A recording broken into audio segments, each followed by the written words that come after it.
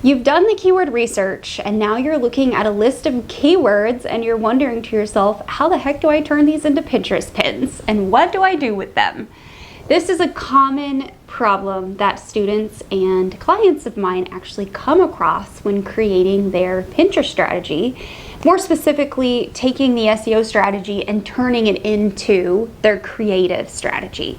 Because obviously, when you are creating Pinterest pins on the platform, that is ultimately what your viewers on Pinterest see. So we have to turn our keywords into the visuals that our audiences see.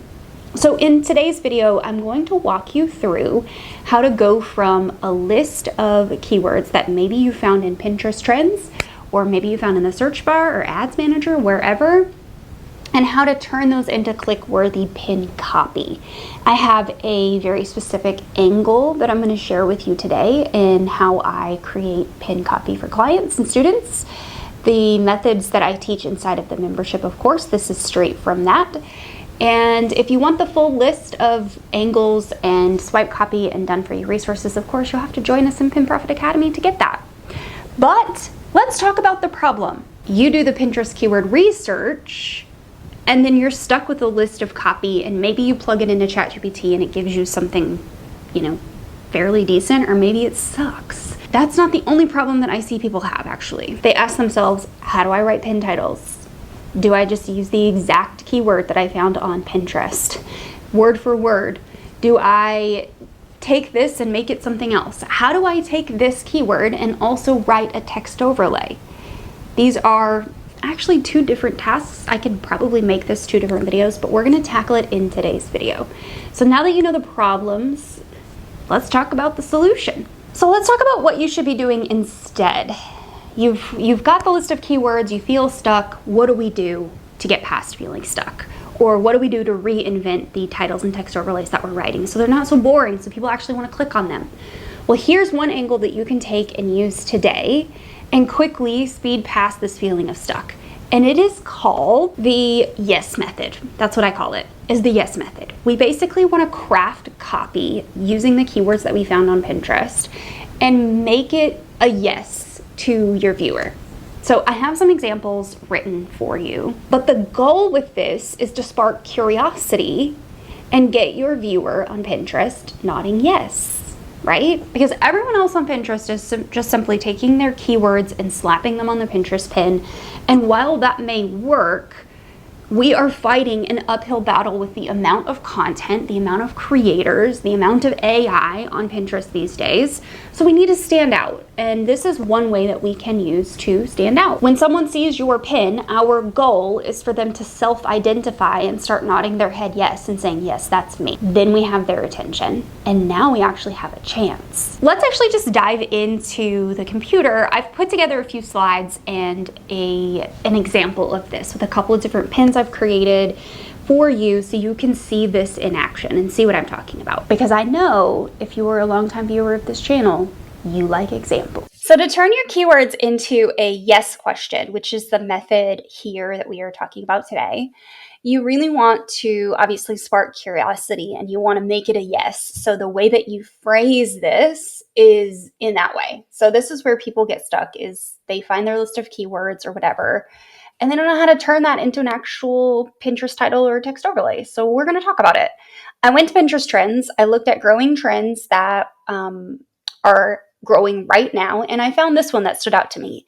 Ethereal wedding rings, and it's up 25% or 2,500% on the year, 30% on the month, and 60% on the week, which tells me that this is something that is growing rapidly and people are interested in it. So I took this, and we're going to use this as an example of how you can do this yourself. So taking this exact phrase, which is one of the goals, and turning that into copy. So you can see here this example Pinterest pin that I created is your go-to ethereal wedding ring guide, romantic, feminine, and beautifully understated. And then we showcase a photo of the ring.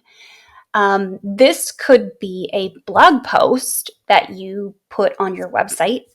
And then inside of a blog post, you link products. So my goal here is to teach you how to do this with multiple different types of content, whether it's blog posts or products.